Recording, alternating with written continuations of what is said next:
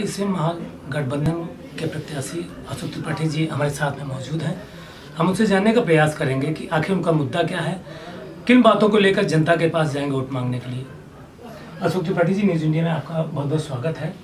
आपसे हम जानने का प्रयास ये करना चाहते हैं कि आखिर आपका मुद्दा क्या होगा, किस मुद्दे के साथ जनता के बीच में आप जाएंगे वोट मांगने के लिए। धन्यवाद, आपने एक अच्छा मौका प्रदान किया हमें। सबसे जो ज्वलंत मुद्दा है प्रतापगढ़ का, वो अपराध है।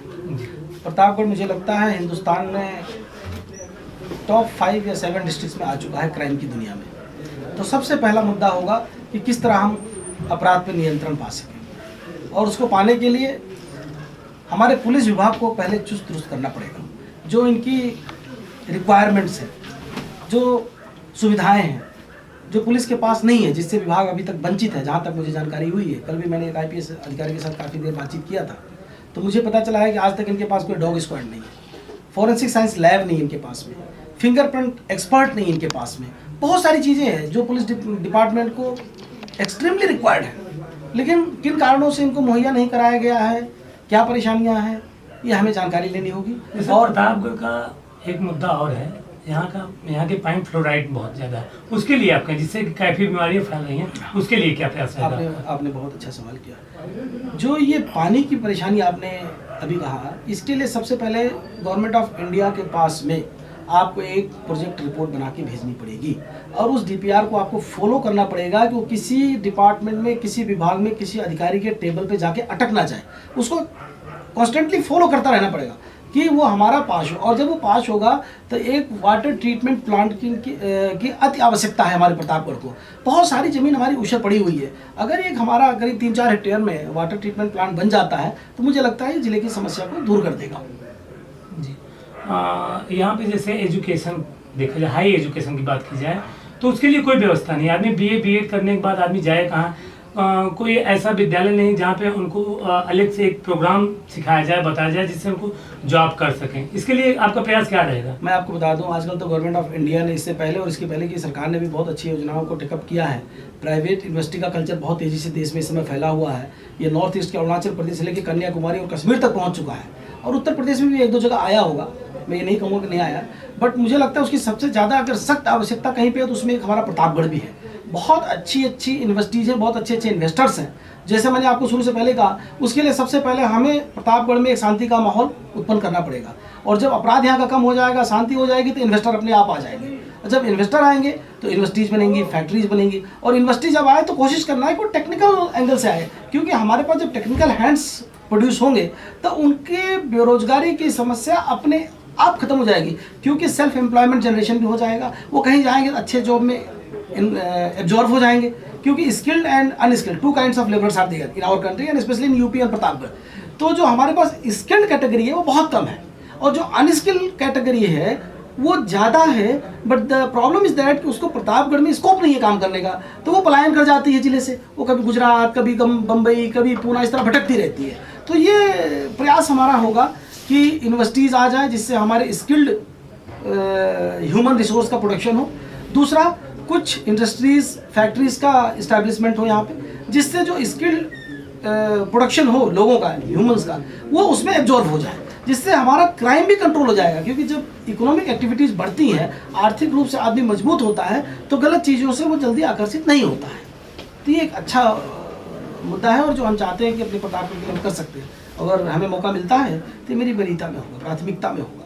अच्छा, यहाँ पे जैसे अपने जनपद में आंवला उत्पादन बहुत ज़्यादा है, लेकिन लोग, किसानों को ठीक से उसका मूल्य नहीं मिल पाता है। इसके लिए आपका क्या प्रयास रहेगा? आपको मैं बताता हूँ, हॉर्टिकल्चर डिपार्टमेंट होता है गवर्नमेंट ऑफ उत्तर प्रदेश के पास में, जिसमें बहुत सारी स्कीम्स हैं, sponsored by government of India होती हैं। आई डोंट अंडरस्टैंड कि हमारे जो इलेक्टेड पीपल हैं, MPs एंड MLAs जो पास्ट में हैं, मौजूदा हैं, रहे हैं, इनको बहुत गो थ्रो करने की ज़रूरत है कि जो हॉर्टिकल्चर डिपार्टमेंट की कोई स्कीम आती है तो वो क्या प्रतापगढ़ तक पहुंचती है? अगर पहुंचती है तो फाइन, जो मुझे नहीं लगता है, क्योंकि धरातल पे दिख नहीं रहा। अगर नहीं पहुंचती है तो क्या कारण है? अगर वो स्कीम में प्रतापगढ़ क्वालिफाई करता है या नहीं करता है। अगर करता है तो उसको लाके मैं यहाँ पे इम्प्लीमेंट करवाऊँगा। अगर नहीं करता है तो उसके लिए एक special proposal government of UP और गवर्नमेंट ऑफ इंडिया को लिखूंगा कि आंवला के, देखिए ये कोल्ड स्टोरेज होता है, यहाँ एक कंसेप्ट है कि कोल्ड स्टोरेज का मतलब है आलू टमाटर रखना। I completely disagree with that.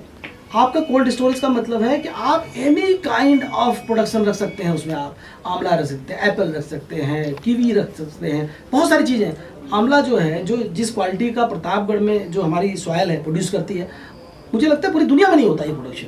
तो अगर हॉर्टिकल्चर डिपार्टमेंट के द्वारा स्पॉन्सर्ड कोई प्लांट या कोई कोल्ड स्टोरेज या कोई फैक्ट्री यहाँ बैठा दी जाए, आप हमारे आंवले को 54-58 के भाव खरीद के ले जाते हैं और रामदेव बाबा जी उसको पैक करके कितने 100% के ऊपर इसको एक्सपोर्ट करते हैं, जो हम अंदाजा भी नहीं लगा सकते हैं। अगर उसका प्रोडक्शन यहीं पे होने लग जाए, उसके फाइनल प्रोडक्ट्स यहीं पे निकलने लग जाए, यहाँ तो रॉ मटेरियल चला जाता है, सेमी फिनिश्ड भी नहीं होता है। अगर हम उसको फिनिश प्रोडक्ट कर दें तो हमारे बहुत से हैंड्स को जॉब मिल जाएगा सबसे पहले। उसके बाद में हमारा जो इकोनॉमिक स्टेटस है प्रतापगढ़ का, all of a sudden boost कर जाएगा, बहुत ऊपर चला जाएगा। क्योंकि जो आंवले का प्रोडक्शन है वो एक्सपोर्ट होता है, अरेबियन कंट्रीज में जाता है, पाकिस्तान में जाता है, बांग्लादेश में जाता है। जरूरी नहीं है कि इसकी खपत जो है सिर्फ हिंदुस्तान के अंदर है।